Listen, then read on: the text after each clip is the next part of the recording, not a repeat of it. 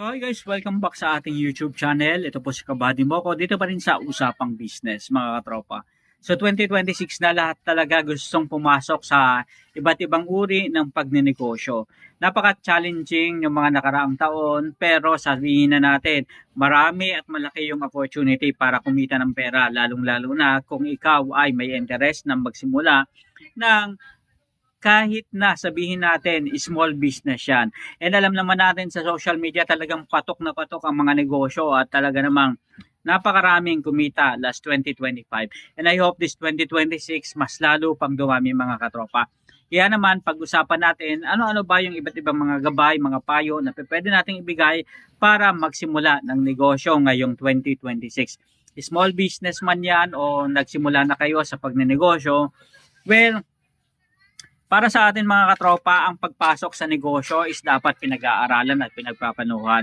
Kaya naman isang bagay yan na dapat talaga tutukan kung ikaw ay bago pa lang sa mundo ng pagnenegosyo o nangangarap na magkaroon ng negosyo sa hinaharap.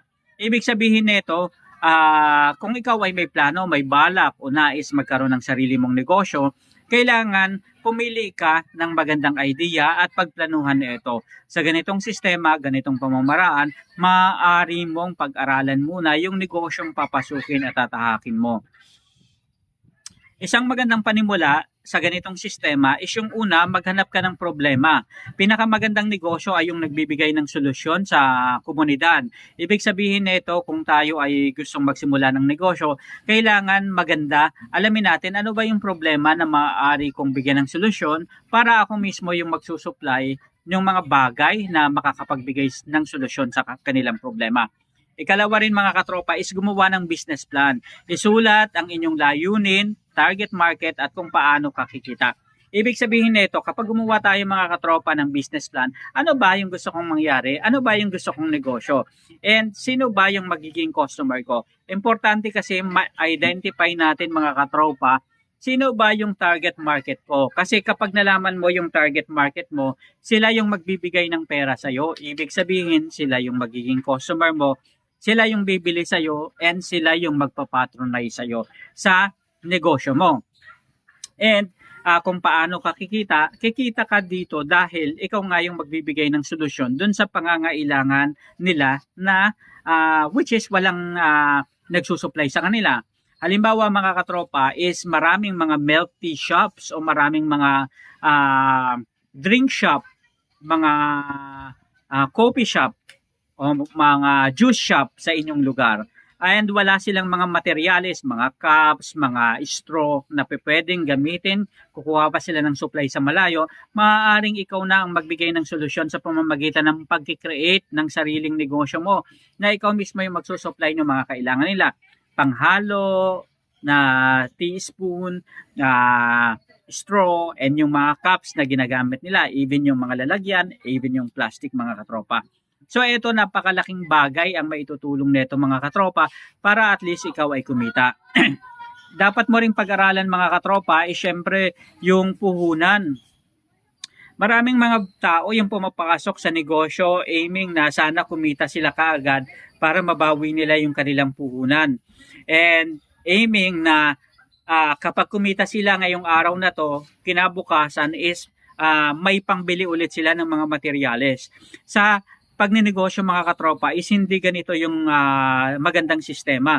Dapat sa pagnenegosyo, alam natin yung kapital na kailangan natin. Magkano ba yung panimulang puhunan na dapat kong ipunin, and habang nag-business o nagninegosyo ako, magkano pa yung kapital na dapat kong i-reserve at ilaan para dito.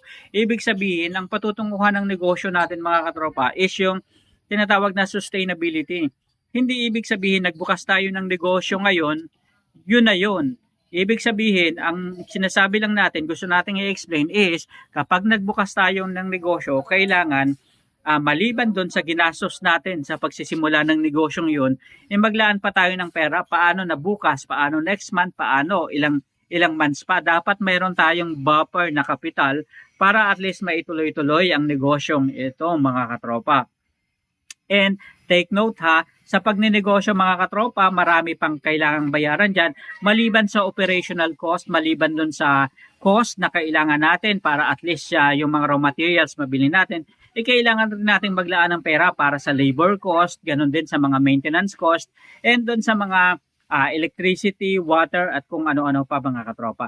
So, importante na dapat itong mga bagay na to ay nakukompute natin and nababudgetan natin ng sapat na pera para at least itong negosyo natin is hindi ma-interrupt mga katropa.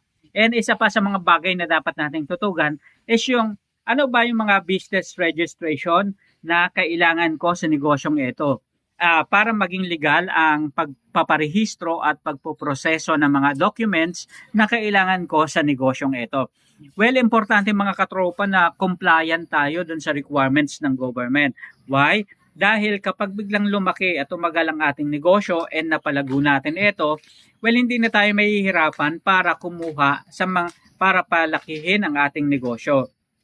Kasi minsan, yung iba, saka sila kumukuha kapag malaking-malaki na yung negosyo nila and minsan nagkakaproblema sila dahil hindi sila nakapagbayad ng mga tax, wala silang reference kung kailan sila nagsimula ng negosyo. And remember, kapag malaki yung negosyo, minsan nagkakaroon rin ng opportunity na pwedeng magbigay ng funds o pautangin ng funds ng mga bangko o ng mga kooperatiba, yung mga may negosyo na 3 years na. And importante na kapag may negosyo tayo is na ayos natin yung mga registration and business permits natin para at least kung lumaki at lumago ang ating negosyo and balak pa nating palakihin ito, hindi tayo mahihirapang lumapit sa mga legitimate na tumutulong at nagbibigay ng finances para palakihin ang ating negosyo. So kabilang na dito mga katropa is yung mga DTI permit, which is maganda ito mga katropa dahil ibig sabihin ikaw yung nauna na magkaroon ng pangalan ng kanyang negosyo at may karapatang gamitin ito. Kailangan rin natin kumuha ng barangay business clearance and ganoon na rin mga katropa yung mga mayors and business permit kung okay na yung takbo ng ating negosyo. Ganon din lalo higit yung BIR.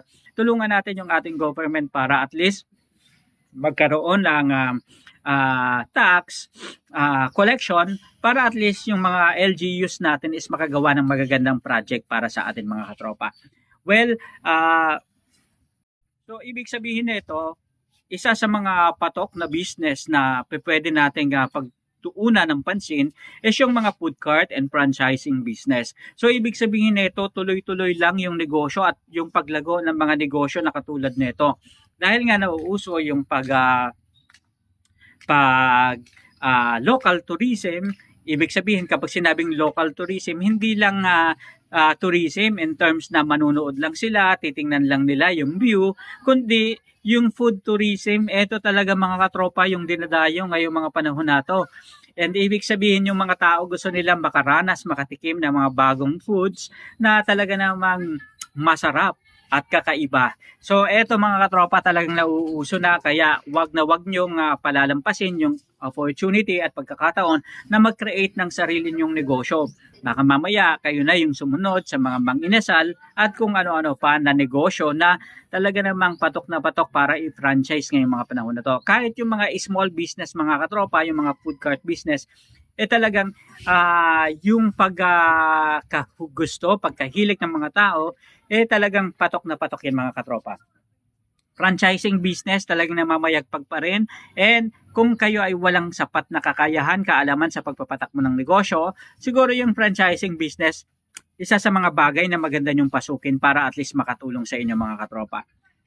And isa pa is yung agribusiness, poultry business, pig farming, goat farming, bakahan, rabbit farming, at kung ano-ano pa mga katropa. So, and even hydroponics mga katropa, and pagtatanim ng iba't ibang mga halaman, plantitas. So, ito mga katropa, makakatulong ito. And alalahanin natin yung pagnenegosyo na to, nakaka-relax mga katropa.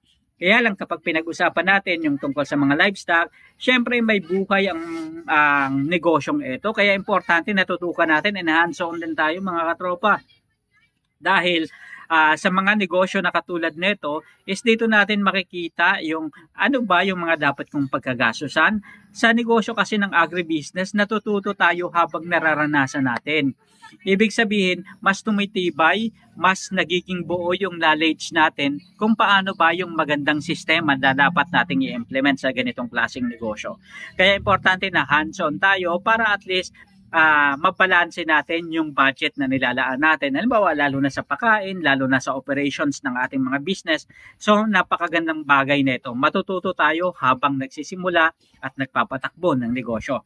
And isa pa mga katropa, dapat rin nating tingnan is yung service-based business. Ibig sabihin, pwede tayong maging virtual assistant, pwedeng online tutoring, pwede rin yung mga water purification maintenance services. Yung mga ganitong klaseng negosyo mga katropa, nagbibigay ka ng service sa iba out dun sa skills na meron ka. Napakaganda nito mga katropa kasi ikaw mismo yung gagawa ng negosyo mo. Ikaw mismo yung magpapatibay ng negosyo mo, and kapag nakilala ka na ng tao, ikaw na yung lalapitan at ikaw na yung talaga naman lagi nilang kokontakin mga katropa.